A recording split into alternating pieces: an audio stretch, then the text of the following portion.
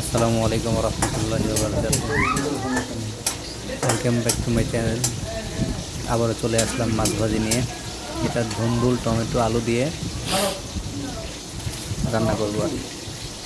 চলিতেছে মাছ ভাজা, আর ডান পাশের কড়াইটায় লাল শাক ভাজি হবে। তো বুঝতেই পারছেন, ইনশাল্লাহ রান্নাটা ভালো হবে আশা করি।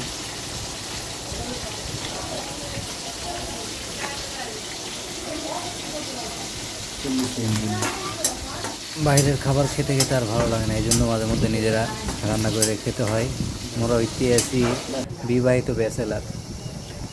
এই যে মাছ ভেজি করে রাখছি, এই যে ধুন্দুল, এর মধ্যে আলু আছে।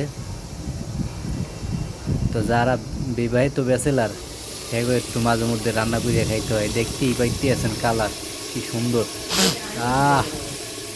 সেই টেস্ট।